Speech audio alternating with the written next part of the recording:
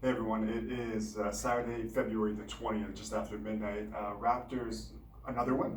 Another win for the Raptors, 86-81. It looked like a 1996 Toronto Raptors versus the New York Knicks. Just low scoring affair. The Raptors just scored 13 points in the third quarter, got up to, I believe it was like a 45-35 lead at halftime. Saw the score and I was kind of wondering what was going on when I saw 35 points. So I didn't watch much of the first half, just saw a bit of the highlights at the half. But as usual, man, like it seems like Norm Powell's just been coming to play all the time now. 31 points. He, to be honest, saved the Raptors in the fourth quarter. They went down. I want to say Minnesota won like a 50-0 run. It was pretty crazy in the third quarter. They could not buy a basket. They were really struggling. Hold on, hold on. I need to talk about the Anthony Edwards dunk. Now, I've been lucky enough that I watch a lot of basketball, obviously, but I feel like I've been lucky that I've seen a lot of big nights in basketball. I remember Steph went off early this season for like 50 something. I just happened to be watching it. A lot of big shots that I just happened to be watching.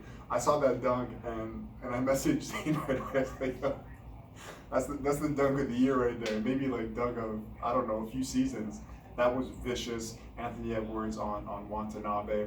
So I don't know what to say. Like it was one of the few times in a long time. Like I was speechless. I looked at it. I was like, "What the hell just happened?"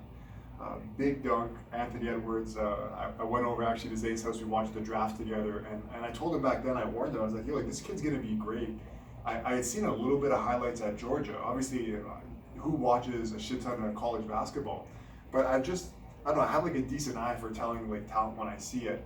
And unless this guy like just felt like not playing basketball at the next level, just wanted to throw in the towel, which there were reports that he wanted to play football anyways. I just saw too much talent. I know that the shot selection was not great at Georgia, but I just looked at him and I said, this guy reminds me a little bit of like a young D Wade, a little bit bigger, maybe a little bit stronger as well. But just the way that he goes to the rim, that's what I like most from him. Still, not a great shooter, but a serviceable shooter for a rookie. The guy's like 19 years old, and Minnesota, man, like they haven't missed too many picks. Like even Wiggins, like you look at it now, Wiggins is a pretty solid pick. Like at the number one pick, the only guy that's really good over him was Embiid, and the only reason Embiid didn't go first was because he had so many foot problems. But Karl Anthony Towns, there's so many guys that they've had, and some guys that have not stayed. I think that with Minnesota, the problem there, to be honest, is the organization, the culture, and even coaching. But getting back to the Raptors, 15-15, back at 500, sixth place in the Eastern Conference, and Minnesota, by the way, 7-23. I didn't even know they were that bad. I thought they had at least 10 wins. But they dealt with a lot of issues too. D'Angelo Russell out for like 4 to 6 weeks. Towns is always out. Those guys are never playing together. They had a pretty decent game as usual. Like he gave 7 and 6, pretty solid defense. Siakam a little underwhelming. Now I get it. It was a back-to-back, so a lot of the guys were tired, but still needs to be a better effort. All things considered, right? Like they're not the only team playing a back-to-back. I don't think they could have played really a worse team in the league. Powell, once again, I said it on the top, massive game. Fred, there was one stretch during the third quarter I saw where he didn't get a lot of calls, and you could tell that he was laboring through stretches of the game because he was just gassed, and that's fine because Kyle's been out. He's been having to shoulder a lot of the point guard minutes, and wasn't getting calls, was getting beat up at the rim. At one point, he grabbed a rebound, and that's when he got called for the tech because the guy stripped it from him and also kind of like gave him a little shove, which should have been called a foul. He got teed up. But gotta give him credit, like he's still going as hard as he can. Like the guy's been battling hard. The whole team, to be honest. Stanley Johnson chipped in at the end. Shout out to my guy Terrence Davis. Massive shot with the game tied to go up 3 with like 30 seconds left in the game. Just a big time shot. Baines, only 2 points, but if you watch the game, he looked good again. Flynn, nothing special. And Jack was kind of talking about on the broadcast, Jack Armstrong, that these guys, the young guys that want minutes, this is the opportunity to get it on a back-to-back. Kyle Lowry's out as well. He had a lot of the backup point guard minutes today. He played about just over a quarter, 14 minutes. At one point he was 1 for 6, finished 1 for 6, just four points, two rebounds. Didn't look great. Even the shots that he missed didn't look too good, didn't look too comfortable. I get it though, he's a rookie. We can't expect him to just come outside the world on fire. late first round pick. I think he's going to be fine. I'm not really worried about him at all. Other than that, Matt Thomas chipped in too. Baines, like I said, Flynn, Siakam, Bembry. Boucher was decent, not his best game, but he did all right. What else? What do the Raptors have next? Philly, Joel Embiid. Let me get to him. Drops 50 today. Big night in the NBA. Very, very big night. Just a lot of guys going off. A lot of big things happening. Utah just lost to the Clippers, who finally had Kawhi and Paul George back. So that's kind of tough. A lot of people have been looking at Utah and just thinking, how real is this team? And now they go against a real test, and the Clippers with Paul George and Kawhi back, and they don't win that game. It was a close one, ended up losing by 4 points. Donovan Mitchell hit the first 2 free throws, got fouled by Paul George, grabbed his arm at the end of the game with a few seconds left, shot 3 free throws, missed the last one. I'm not really sure why they didn't get anything after they got the offensive rebound there. But Utah's a team that's going to go, like I said, down the stretch. I just don't know. Like, it really, Utah can go as far as Donovan Mitchell takes them. And I have a lot of faith in the guy. I don't know how great he is, though. And I think we're all kind of waiting. Once again, if he can, transform like he did in the bubble last year. Jamal Murray, by the way, another guy who went off in the bubble last year, dropped 50-something today, at least 50. I believe he went like 20 for 24.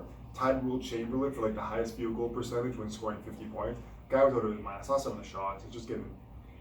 These guys are so talented. The NBA, I don't think, has ever been really in a better place. Not even like just the superstar power, because I wouldn't consider Jamal Murray a superstar, but just the amount of near all-star or all-star level guys on so many teams just every night, and with the game and the pace just picking up so much, the talent level getting higher, you tune into a game and your chances are you're going to see something incredible, a few things incredible on any given night with any team. Just roll the dice, pick a game, and like I said, I don't think the league's really been in a better place. Due to fatigue and the bubble, like from last year, I think a lot of guys are still tired. They're playing through a lot of fatigue, mentally, physically, and all that, and emotional, just from being, kind of like locked up this entire time. But back to the Raptors. Sixers on a back-to-back. That's really going to be a good test for them because they've been playing really well. So they'll have one night off in between. There are 2 home games in Tampa, quote home games. So they'll have the 76ers on Sunday and Tuesday, and then just going to travel down the I-95 to Miami Heat, and they'll play them on Wednesday.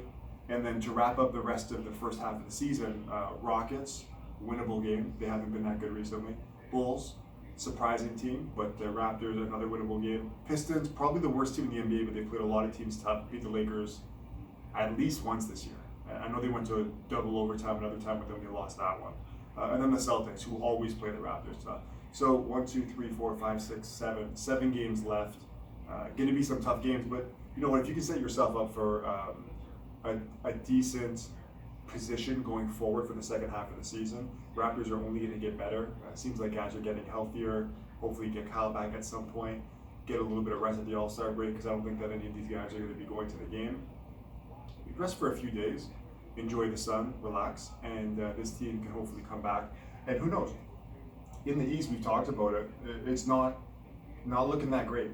Besides Brooklyn, we've seen Milwaukee not be the team that they've shown that they've been in previous seasons, and Philly. So Philly's still 20-10 first place. Brooklyn in second, 19-12, quietly just winning games. Every game it seems like someone's out. Durant, Kyrie, Harden. Harden seems to be honest, the only guy that's playing every game. They're looking very good. Very good. Shout out to Igor for doubting them. I know playoffs haven't come yet.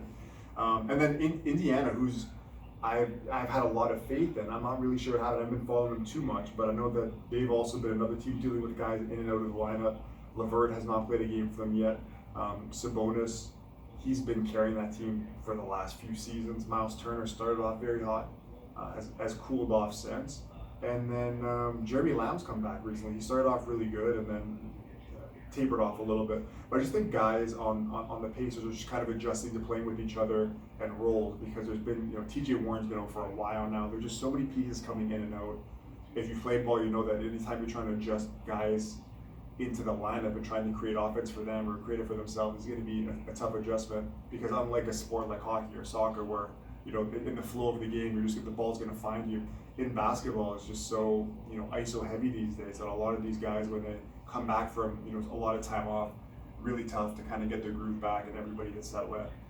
That being said, behind the Raptors, there's just the Celtics ahead of them, one less loss, so they're 14 and 15.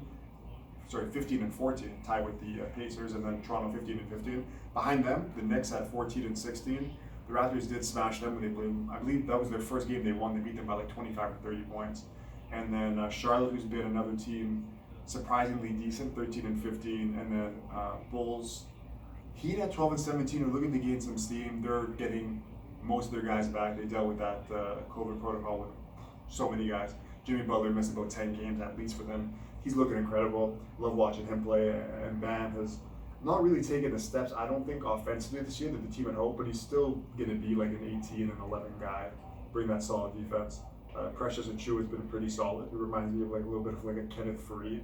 And the Atlanta Hawks, who still have not really gotten anything together recently. A lot of questions there. I don't think that John Collins is going to finish the season in Atlanta. I think any team that's going to offer a first-round pick, he'll be going at the deadline. But I'll wrap it up there and touch base with you guys after the weekend, see how the Raptors do against Philly, maybe wait for the 2 games against Philly, and I'll continue to post those highlights and anything I'm seeing during those games. So thanks for tuning in, and have a great night, guys. Take care.